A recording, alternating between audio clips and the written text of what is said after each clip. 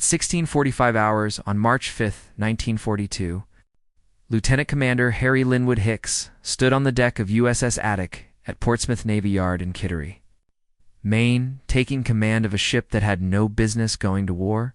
Hicks was a career Navy officer from South Carolina, Naval Academy graduate class of 1928. By 1942, it served on destroyers and cruisers. He knew gunnery. He knew tactics. The ship was USS Atik, hull number AK-101. A 30-year-old rust bucket cargo steamer that looked exactly like what it was, a slow, defenseless merchant vessel. But USS Atik was carrying weapons that could sink a German submarine. For foreign naval guns hidden behind fake panels, 8 machine guns concealed in false decauses, 6 depth-charge projectors disguised as cargo equipment. The holds were packed with pulpwood to keep her afloat after torpedo hits. On paper, USS Atik was a merchant ship named SS Franker Portuguese, a registry sailing alone through U-boat-infested waters. In reality, she was America's most secret weapon, Kuship, a floating trap built to lure German submarines to the surface and destroy them at point-blank range. Project LQ was born of desperation.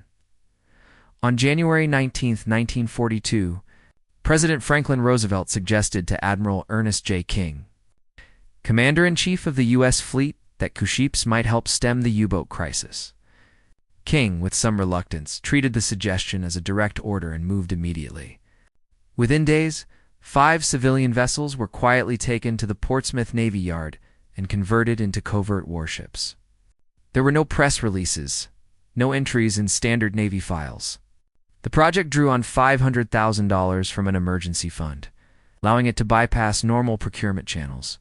All paperwork was sealed in a single classified file, held exclusively by the Chief of Naval Operations. It existed for one reason. German U-boats were sinking American shipping faster than America could replace it. By January 12, 1942, British intelligence had already reported a heavy U-boat concentration off the North American seaboard. From New York to Cape Race and past the warning to the U.S. Navy, hours later, Kapitanleutnant Reinhard Hardegen in U-123 torpedoed and sank the British steamer Cyclops, 350 miles southeast of Cape Sable, Nova Scotia, killing 98 people. Operation Drumbeat had begun. For the next 6 weeks, U-boats picked off ships in plain sight of American beaches. Tankers exploded and burned. While crowds watched from the shore, freighters vanished beneath the waves within sight of lighthouses. Oil slicks and shattered cargo washed onto tourist beaches. German U-boat commanders called it the second happy time. American coastal cities refused to impose. Blackouts fearful of hurting tourism. Navigation lights stayed on. Boardwalks glowed. Merchant ships sailed alone, fully illuminated, tracing the same predictable coastal routes they had used in peacetime. For the U-boat captains, it was target practice. Between January and March 1942, U-boats sank 137 Allied ships in American waters, more than 650,000 tons of shipping. 3 million gallons of fuel, oil, food, weapons, ammunition, vital war cargo all sent to the bottom. Most American destroyers and patrol aircraft were tied up escorting transatlantic convoys. The eastern seaboard had almost no defense. Someone had to do something. At Portsmouth Navy Yard, shipyard workers labored around the clock to convert Atik and her sister ship Asterion into Kuships. They cut openings in the decks for concealed guns. They installed hydraulic panels that dropped away in seconds. They reinforced bulkheads to absorb the recoil of 4-inch naval guns. Ammunition hoists were rooted up from the holds. Every weapon was disguised to resemble ordinary cargo gear. The whole conversion took just 3 weeks, a rushed job. The chief of the Bureau of Ships wanted both Atik and Asterion at sea by March 1, 1942. The yard barely made the deadline. But the ships themselves were far from ready for combat. Atik was a 30-year-old civilian freighter, built in 1912 single screw. Coal-fired engines, top speed just 9 knots. She had no armor. Her guns, though hidden well, were light. Her crew had received only 3 weeks of training. Most had never heard a shot fired in anger. They were about to sail into waters where U-boats hunted with impunity. The plan was simple in paper. Atik would sail alone through known U-boat hunting grounds, appearing to be exactly what she resembled: a slow, unescorted merchant freighter with no defenses. When a U-boat spotted her, the submarine would surface to conserve torpedoes and finish her with deck gunfire. That was standard German doctrine. Torpedoes were expensive, and a plodding cargo ship wasn't worth one. The moment the U-boat closed to short range, Atik would drop her camouflage panels, swing out her concealed guns, and open fire at point-blank range. Nearby destroyers were supposed to be close enough to move in and finish the kill once the submarine was damaged. That was the theory. The first Q-ship to deploy was a small fishing trawler named Eagle. She went on patrol in February 1942 under the command of Lieutenant Commander Leonard Roscoe. The Navy had acquired the Boston beam trawler MS Wave, briefly designated her as the auxiliary minesweeper USS Eagle, AM-132, then reclassified her as USS Captor Pick, -44 Q-ship duty. Eagle was the smallest of the five, Q-ships only about 300 tons. Her diminutive size was supposed to be an advantage. German commanders might consider her too trivial for a torpedo and choose instead to surface and destroy her with gunfire, but Eagle found nothing. She patrolled the busy shipping lanes off New England for 2 weeks in February, saw no U-boats, and engaged no targets. She limped back to port with engine trouble, her entire patrol uneventful. The Navy sent Eagle out again in March. The result was the same: no contact, no U-boats, and more mechanical troubles for the aging little vessel. By April, the Navy had quietly abandoned her Q-ship role. Eagle was reassigned to routine patrol duty and spent the rest of the war in far less dramatic service. The second attempt was USS Asterion, Atik's twin sister. Commander George Walter Le Guin took command. Asterion was nearly identical to Atik in every respect, built in 1912. Fitted with the same concealed armament, the same hydraulic panels, the same hoists and bulkhead reinforcement savin, loaded with the same dummy pulpwood cargo to complete the illusion of an ordinary tramp steamer. She was commissioned on February 27, 1942, just 1 week before Atik. On March 23rd, Asterion and Atiki sailed from Portsmouth on what was officially a shakedown cruise, but in practice became an active combat patrol. Their orders required them to separate over the next 5 days, until one ship was roughly 480 miles south of the other. The idea was to maximize coverage of the coastal shipping lanes while preserving some degree of mutual support. In reality, 480 miles made support impossible. If either ship found trouble, the other would be more than a day's steaming away, far too distant to help. On the night of March 26th, Asterion was operating about 240 miles south of Atik's estimated position. At approximately 20:45 hours Eastern Wartime, her radio operator picked up faint, broken distress signals. So ship torpedoed. The transmission was fragmentary, it's barely readable. Lieutenant Commander Le Guin ordered an immediate course change toward the approximate bearing of the distress call, but the position was uncertain. The signals were weak, intermittent, and fading. Asterion steamed north through the night, engines pushing her against a rising swell. At first light on March 27th, lookouts scanned the horizon. Nothing. No ships. No wreckage. No survivors. No U-boat. Just an empty sea. Throughout the morning and into the afternoon, Asterion searched the area in a widening grid, tracking back and forth across the estimated position of the distress call. At 1400 hours, the crew finally spotted debris, small fragments of wood, cork floats, an empty life jacket, patches of oil. The pieces were scattered across several square miles. There was no way to know what ship they had come from. Dozens of vessels had been sunk in those waters in the preceding weeks. The wreckage could have belonged to any of them. Asterion pressed on until dark, but found nothing more. Lieutenant Commander Le Guin now faced a decision: continue searching for survivors. resume his assigned patrol. His orders were clear. Asterion was a Q ship, not a rescue vessel. Other ships would be tasked with search and rescue operations. The mission, dangerous, experimental, and already under scrutiny, was to hunt U-boats. Le Guin turned Asterion back toward her assigned sector and continued the patrol for 4 more days. She found nothing. No U-boats. No targets. No opportunities to spring her trap. On March 31st, Asterion received orders to return to port. Quietly, without any formal declaration, the Navy was beginning to recognize that Project LQ was failing. Back in Portsmouth, Le Guin submitted his patrol report. He described the faint distress calls, the broken Morse, the scattered wreckage. Navy intelligence officers compared his account with other fragments of information: my sink ships, reported sinkings, intercepted German transmissions. Their conclusion was grim. The distress call had almost certainly come from USS Atik. Asterion had been the closest ship to Atik when the attack occurred. But even so, she had been far too distant to help.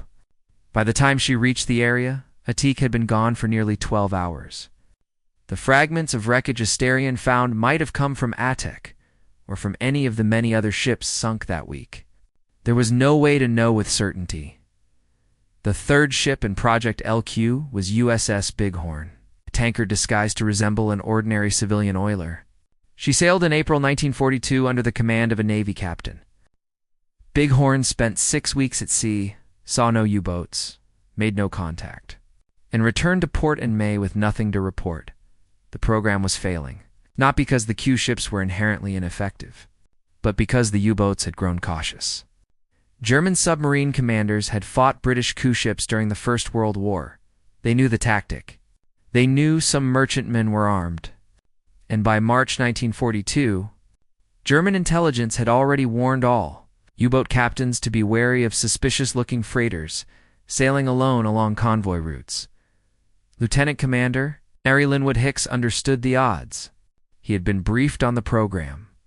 He knew that British Q ships in World War I had achieved only mixed success.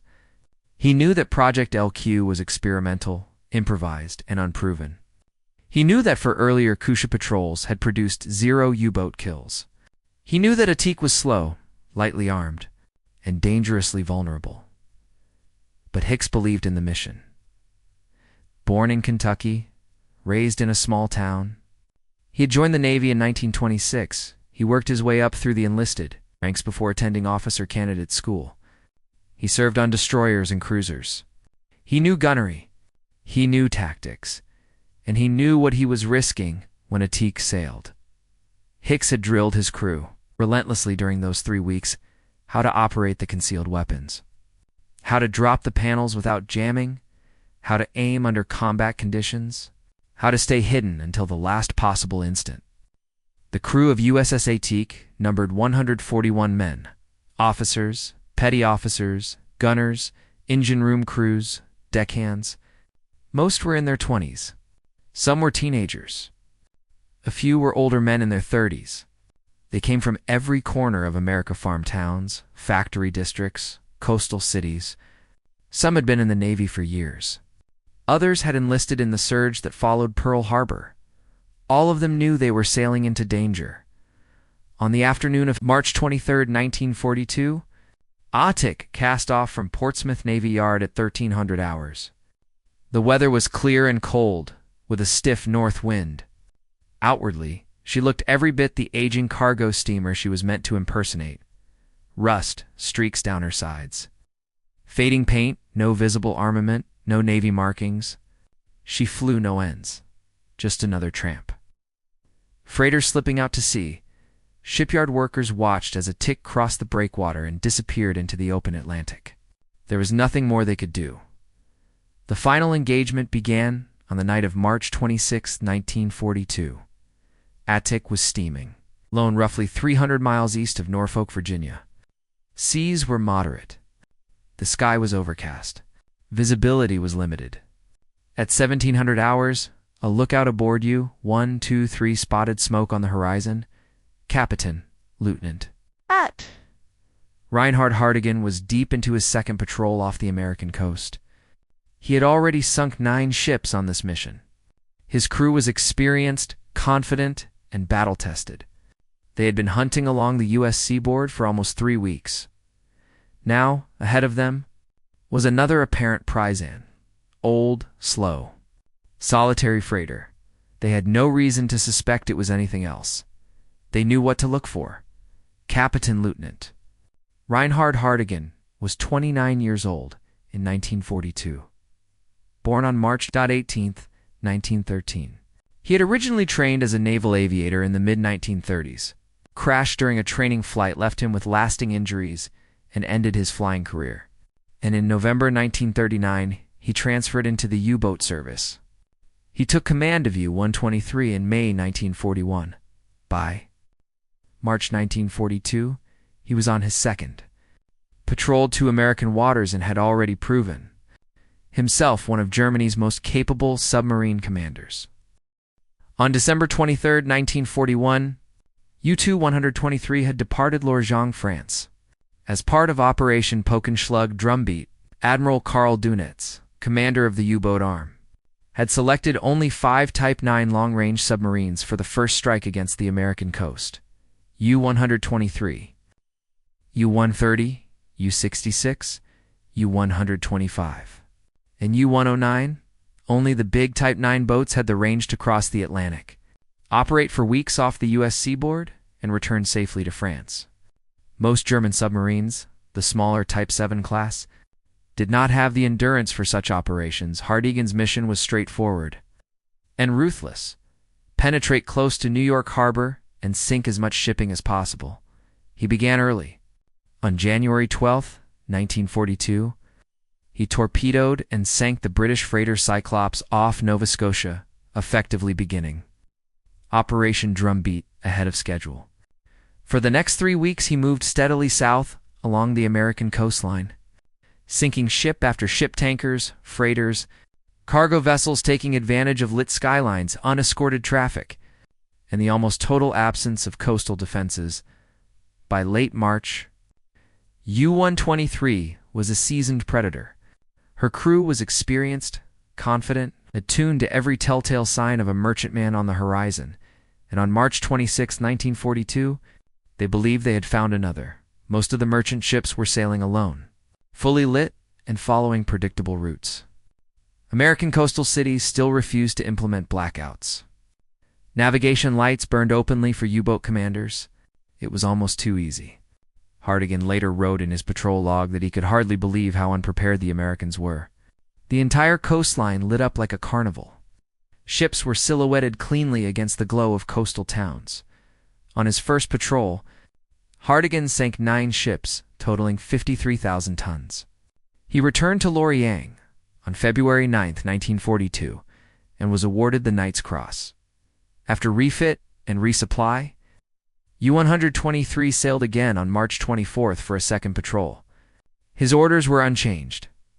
Hunt American shipping. Sink everything possible. Conserve torpedoes by using the deck gun against smaller, defenseless targets. Return only when fuel or ammunition ran low. When U-123's lookout raised a contact on the evening of March 26th, Hardegen studied the silhouette through his binoculars. An old cargo steamer. Single funnel. Slow speed. No escort. No visible defensive armament. Exactly the kind of ship not worth a torpedo. Hardegen decided to shadow the target until conditions were optimal, then surface and attack standard procedure. Save the torpedoes for more valuable targets. U-123 followed Atik for hours, staying submerged, staying invisible. Watching and waiting, at 1937 hours, Hardegen gave the order. U-123 surfaced and moved to firing position. Range 700 yards. Hardegen fired 1 G7E electric torpedo. It ran true. The detonation slammed into Atik's port side beneath the bridge. A massive plume of flame and debris erupted upward. Fire burst from the forward holds. The ship began to list slightly to port. Figures could be seen running along the deck. A lifeboat splashed into the water from the starboard falls. Everything looked routine, a helpless merchantman taking a torpedo hit, her crew scrambling to abandon ship. No guns, no threat. Just another victim. Hardegen swung U-123 around. Atik stern to finish the kill. That was when Hicks gave the order. Hydraulic panels slammed down. Hidden 4-inch guns snapped into position. 8 machine guns erupted simultaneously. The first 4-inch shell landed short, throwing up a towering column of water ahead of U-123's bow. The second shell passed wide in deflection. The third screamed overhead. Machine gun rounds peppered the conning tower. One struck Fritz Zerzelis, a midshipman standing watch on the bridge. He collapsed instantly, a chest wound soaking his jacket. Hardegen reacted without hesitation. All engines ahead. Crash, dive. U-123's diesels roared, belching black smoke as the boat surged forward and began her plunge. The gunners on Atik kept firing, but the submarine was already accelerating, presenting only a narrowing, retreating silhouette in the dusk. The shells had missed. U-123 submerged before Atik could deliver a killing shot. Hardegen had been incredibly lucky. He had come within seconds of destruction. His submarine had taken machine gun fire. One of his crew was wounded, but the boat remained intact. He could still fight. U-123 circled underwater and approached Atik from a different angle. At 2,129 hours, Hardegen fired a second torpedo. It struck the engine room. The boilers exploded, sending a torrent of steam and smoke into the air. The single propeller stopped turning. Atik was dead in the water, bow settling, stern rising. The crew abandoned ship in earnest. Lifeboats hit the water. Men jumped overboard. Atik refused to sink immediately. Her pulpwood cargo kept her stubbornly afloat despite the torpedo damage. At 2,250 hours, something inside the hold detonated. A massive explosion ripped through the ship, lighting the night sky. Debris flew hundreds of feet. When the flames cleared, USS Atik was gone. Nothing remained but wreckage and oil. All 141 men were lost. The lifeboats that had been launched were swept away by a sudden gale that followed the blast, drowning anyone who had survived the explosion. Hardegen marked the event grimly, burying Fritz Zerzelis and the others at sea 10 minutes later. 1 German casualty. 141 American casualties. U-123 left the area and continued its hunt. Along the American coast, the first search. Aircraft arrived at Atik's last. Reported position at 0800 hours on March 27th. U.S. Army Air Force's bomber from the first bomber. Command flew a meticulous grid pattern for 4 hours, but found nothing. No wreckage, no survivors, no oil slick. The storm had scattered debris across miles of ocean. Poor visibility and whitecaps made it nearly impossible to spot anything. USS Noah, a Clemson-class destroyer commissioned in 1918, steamed to the area under the command of Lieutenant Commander Harold Grafford. Noah was one of the few destroyers available on the eastern seaboard. Most had been assigned to convoy duty in the North Atlantic. She searched for 12 hours, systematically covering the area where Atik's distress signals had originated. The crew spotted small fragments, life jackets, wooden planks, cork floats, but nothing could be definitively identified as coming from Atik. The ship had simply disintegrated. USS Sagamore, a fleet tug designated a T-20, attempted to reach the site but was forced back by the heavy seas. The Atlantic in late March was notoriously dangerous. Wind speeds exceeded 40 knots, and waves ran 15 to 20 feet. Small vessels like tugs could not operate safely in such conditions. It was not until March 30th, 3 days after the sinking, that patrol aircraft located 5 empty lifeboats drifting roughly 80 miles south of the attack site. All aboard had been lost to the storm, the torpedo explosion, or both. The lifeboats had been blown far off course by the gale. They were empty, no bodies, no supplies, no clue what had become of the men who had launched them. The only physical evidence ever recovered were the lifeboats themselves, marked with USS Atik's identification numbers. Beyond that, the 141 men were simply gone, swallowed by the Atlantic. What nobody in the U.S. Navy realized at the time was that the Germans knew exactly what had happened. On April 9, 1942, Radio Berlin broadcast a message.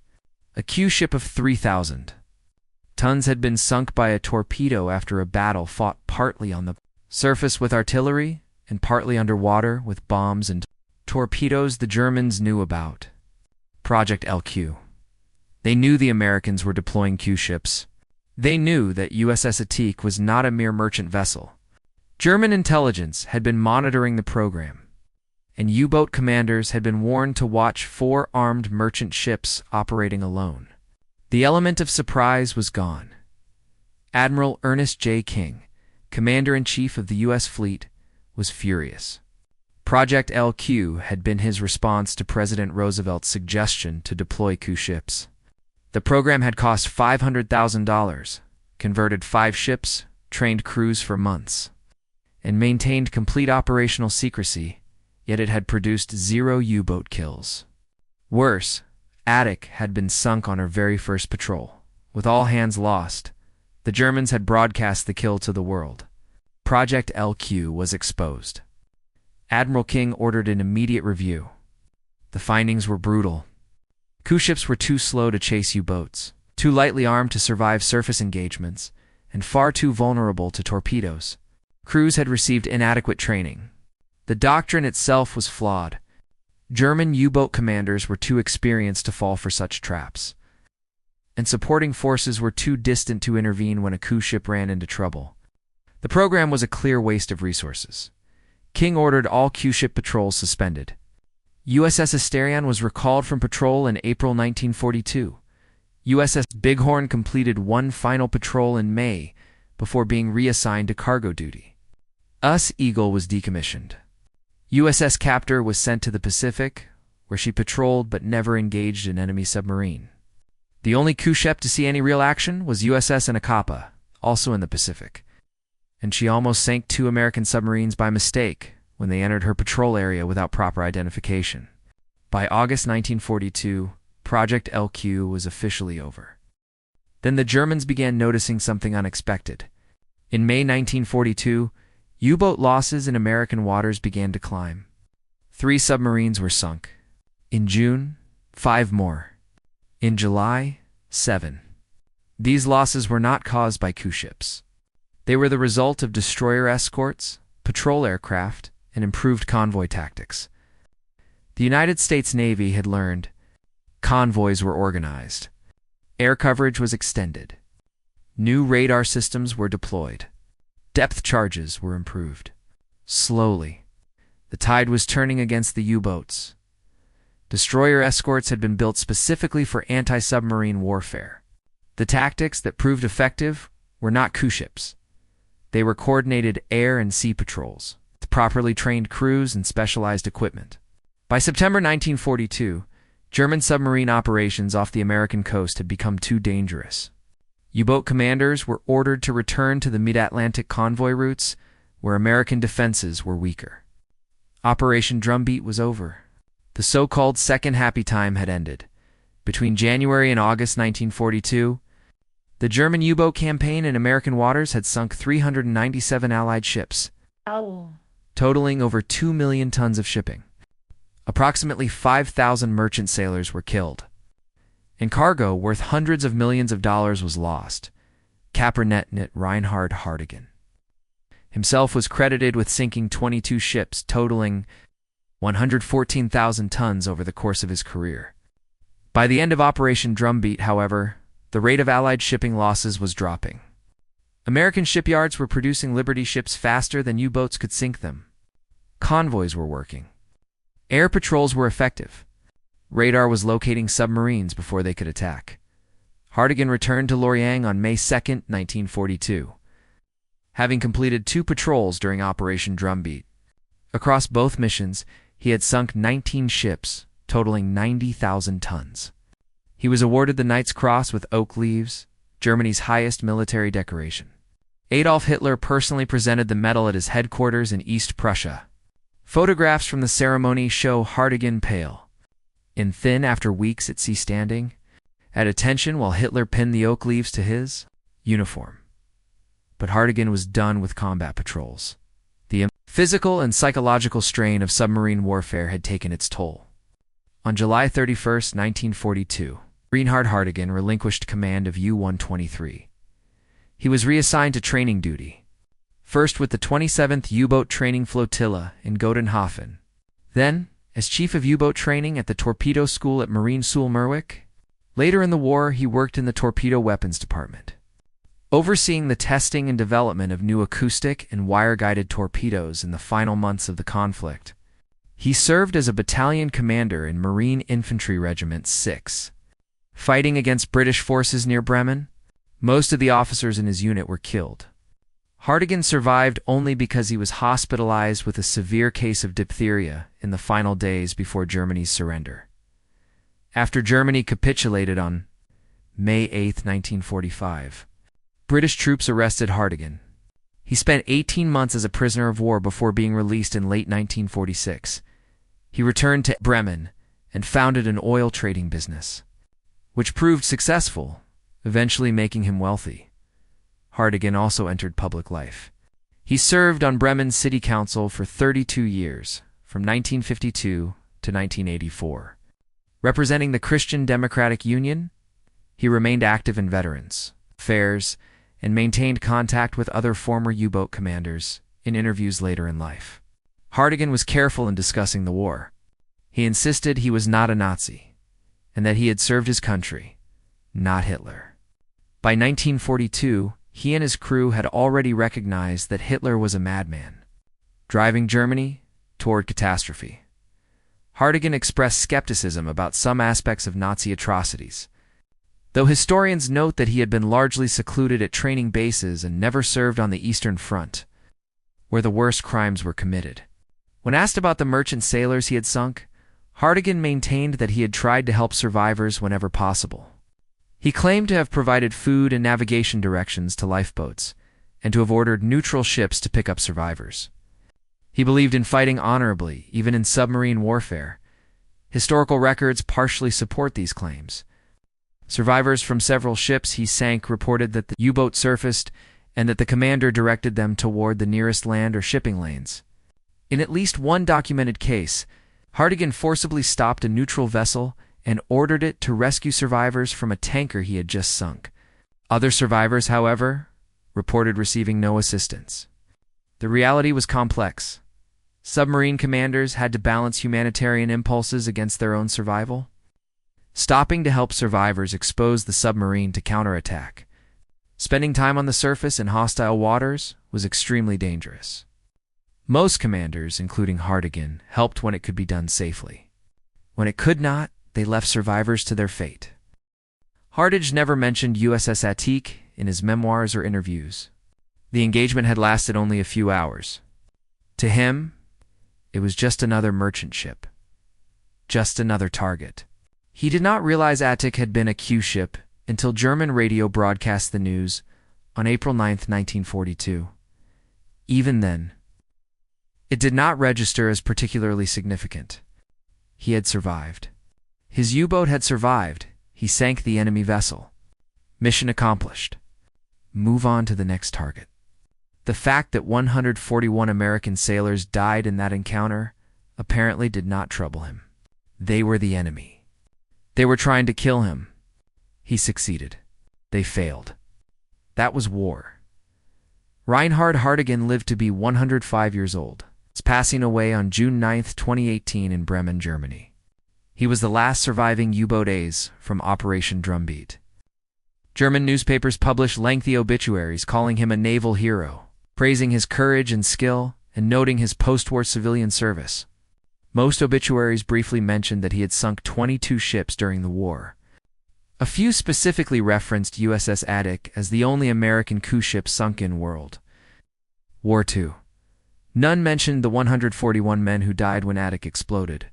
For administrative purposes, Rear Admiral Russell Wilson wrote in a memorandum on July 2, 1942, the ship should be considered lost on March 27, 1942.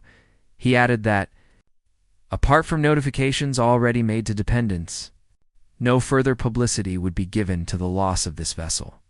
USS Atik was classified. The mission was secret. The loss was not announced publicly.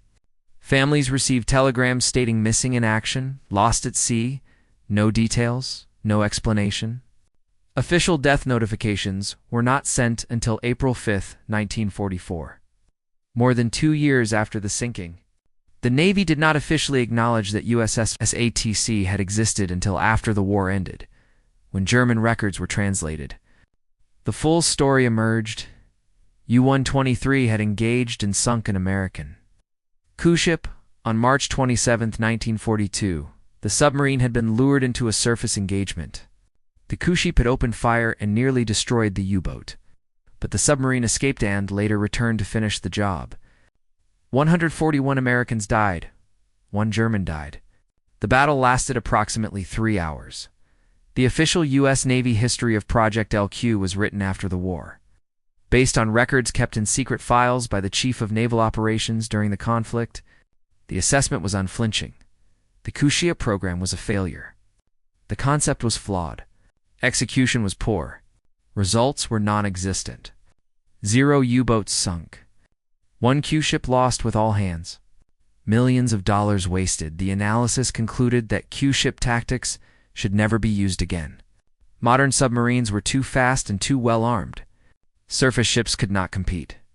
The only effective anti-submarine weapons were aircraft, destroyers with sonar and depth charges, and well-organized convoy escorts. Coup ships belonged to World War I. They had no place in modern naval warfare. The fundamental flaw was that coup ships required submarines to surface and close to gun range. This tactic had worked in World War I when submarines had limited batteries, weak engines, and spent most of their time on the surface. By World War II, submarines had superior diesel engines, larger batteries, and could remain submerged for extended periods, making them far less vulnerable to surface traps. More importantly, German submarine commanders had studied British coup ship tactics. From World War I, they knew the signs to watch for. A ship sailing alone in dangerous waters. No escorts, suspiciously good condition for a supposedly civilian vessel. A crew that seemed too disciplined, unusual handling characteristics. By 1942, German standing orders explicitly warned commanders to be cautious of potential coup ships. When in doubt, attack from maximum range with torpedoes. Do not surface. Do not close to gun range. Do not give the enemy a chance to surprise you. Hardegen had violated those orders when he engaged Atik. He surfaced. He closed to 700 yards. He planned to use his deck gun, and he nearly paid for that decision with his life and his submarine. The fact that Atik damaged U-123 and killed 1 crewman proved the Q-ship concept could work, at least in theory. But 1 damaged submarine was not worth the loss of 141 trained sailors and an entire ship. The mathematics were brutal. Project LQ consumed resources that could have been used far more effectively elsewhere. The 5 ships required crews totaling over 500 men. Sailors who could have manned destroyer escorts or patrol craft. They also required fuel, ammunition, supplies, maintenance. And port facilities all in desperately short supply in early 1942. The $500,000 spent on Project LQ could have funded other anti-submarine programs, improved depth charges, better sonar equipment, additional patrol aircraft, or training for escort crews. Any of those investments would have produced better results than coup ships. Lieutenant Commander Harry Lynnwood Hicks was never found. His body was not recovered. None of the crew were recovered. The explosion that destroyed USS Atik left nothing behind. No remains, no personal effects, just wreckage scattered across miles of ocean. The Navy listed Lieutenant Commander Harry Lynnwood Hicks and his entire crew as killed in action on March 27, 1942.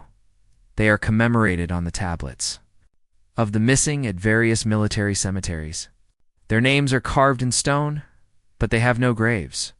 They rest somewhere on the bottom of the Atlantic Ocean, roughly 300 miles east of Norfolk, Virginia. The exact location of the wreck remains unknown. In 1990, author Michael Gannon published Operation Drumbeat, comprehensive history of the German U-boat campaign off the American coast.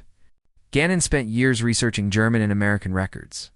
He interviewed Reinhard Hardegen extensively, studied the logs of U-123, and analyzed the tactics used during Operation Drumbeat. In his book, Gannon devoted significant attention to USS Atik and Project LQ. He called it one of the most misguided programs of the war, a waste of ships and lives, a desperate response to a crisis that required better solutions. He estimated that the resources spent on Project LQ could have built 2 destroyer escorts, which would have been far more effective at hunting U-boats. He also noted that the 141 men who died on USS Atik were trained sailors who could have served on other vessels, where they might have survived and contributed more effectively to the war effort. Gannon concluded that Project LQ was a perfect example of how desperation can lead to poor decisions. The program was created because President Roosevelt wanted a quick solution to the U-boat crisis. Admiral King implemented it because he felt pressured to act. The Navy converted 5 ships because there was political pressure to do anything to stop the U-boats, but nobody stopped to ask whether coup ships would actually work in modern naval warfare. Nobody questioned whether tactics that had barely worked in World War I would be effective against experienced U-boat commanders in 1942. Nobody calculated whether the risks were worth the potential rewards. The program was doomed from the start. USS Atik and her crew paid the ultimate price for that failure. The wreck of Atik has never been found. The ocean is deep where she went down, and the currents are strong. Wreckage from World War II ships is scattered all along the Atlantic coast. Fishing boats sometimes bring up pieces of metal, but identifying the source is nearly impossible. Atik could be anywhere in a 100 square mile area. She could lie in one piece or be scattered in fragments. Her pulpwood cargo may have disintegrated decades ago. The guns might be buried in sand. The hull could be covered in marine growth. Nobody knows. Nobody is looking. There are too many wrecks, too much ocean, too few resources. USS Atik is just one more casualty of a war that happened 80 years ago. That is how failure happens in war, through incompetence or cowardice, but through desperation and poor judgment. When leaders are under pressure to act, they sometimes choose the wrong solutions. When options are limited, they sometimes pick the least bad choice instead of waiting for better options. When resources are scarce, they sometimes waste them on programs that cannot succeed. Project LQ was not created by bad people. It was created by desperate people trying to save lives and stop an enemy that was winning. But desperation is not strategy. Pressure is not wisdom. Quick action is not always the right action. USS Atik and 141 American sailors died because someone decided that coup ships were the answer to the U-boat threat. They were not.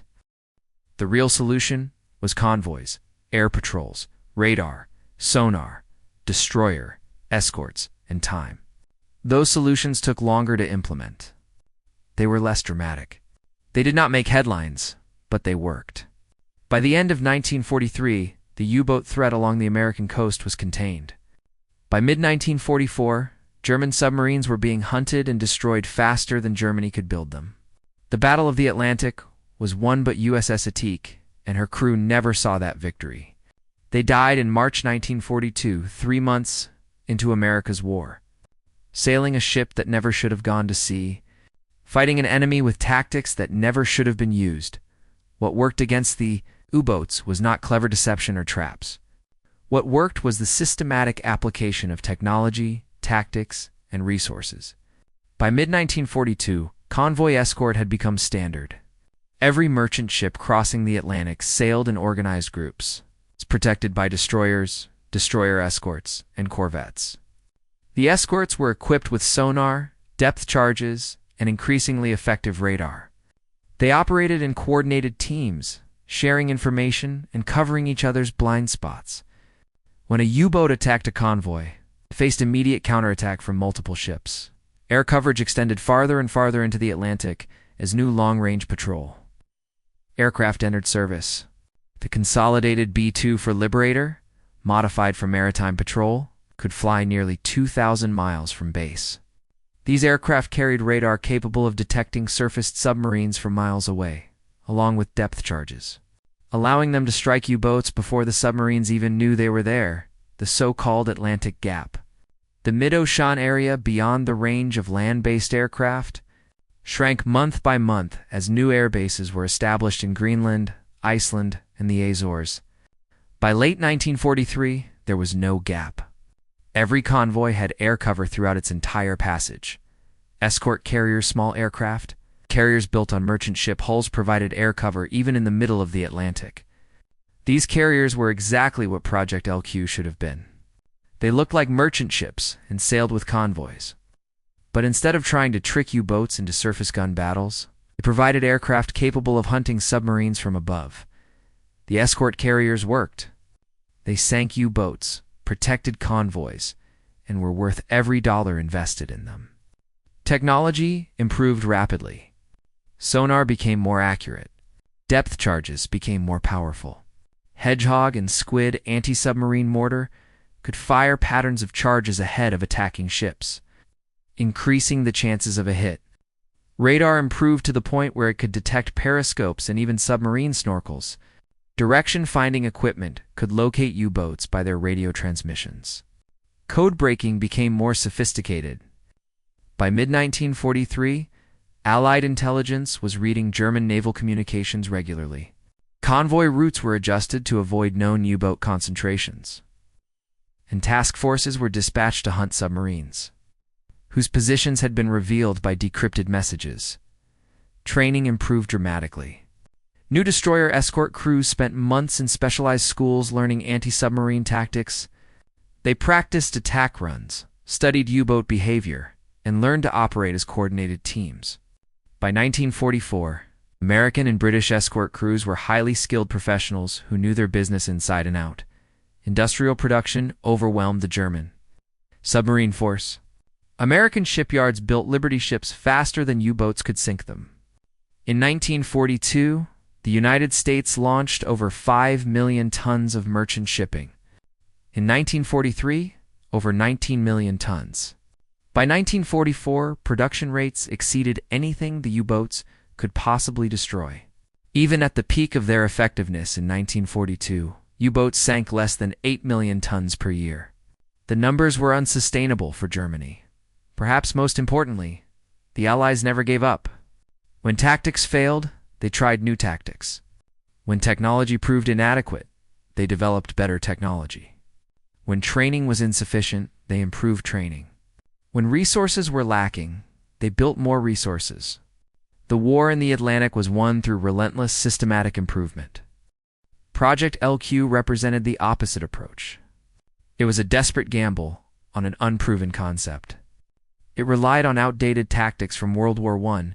It wasted resources that could have been used more effectively. It sent men to sea in ships that were not ready for combat. And when it failed, the program was quietly abandoned without learning the right lessons. The right lesson was not that coup ships could not work. The right lesson was that gimmicks do not win wars. Steady application of proven methods wins wars. Technology, training, resources, and determination win wars. USS Atik proved that lesson at the cost of 141 lives. If you found this story meaningful, please take a moment to like this video and subscribe to our channel. We work hard to bring you forgotten stories from World War II, the stories that textbooks skip, the missions that official histories ignore, ships and sailors who served and died without recognition.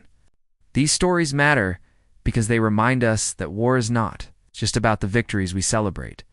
War is also about the failures we learn from, the mistakes we acknowledge, the lives lost in pursuit of solutions that did not work. USS Atik represents a painful truth. Sometimes courage is not enough. Sometimes determination is not enough. Sometimes even the best intentions lead to tragedy. The 141 men who sailed on USS Atik were brave. They knew the mission was dangerous. They went anyway. They deserved better than to die on a ship that was not ready, executing a plan that could not succeed in a program canceled just 3 months after their deaths. Their names are carved on memorial walls, but their story was classified for decades. Most Americans have never heard of USS Atik. Most historians do not mention Project LQ. The program was an embarrassment. A failure, something the Navy wanted to forget. But forgetting failures means we risk repeating them. Remembering USS Atik means remembering that wars are won not by desperate gambles, but by careful planning, proper equipment, realistic tactics, and the willingness to admit when something is not working. The United States won the Battle of the Atlantic because the Navy eventually abandoned failed programs like Project LQ, focused on solutions that actually worked. That lesson cost 141 lives. We should not forget them. Thank you for watching, and please leave a comment below telling us where you are watching from. Our community includes history enthusiasts from every corner of the world, and we appreciate every single one of you.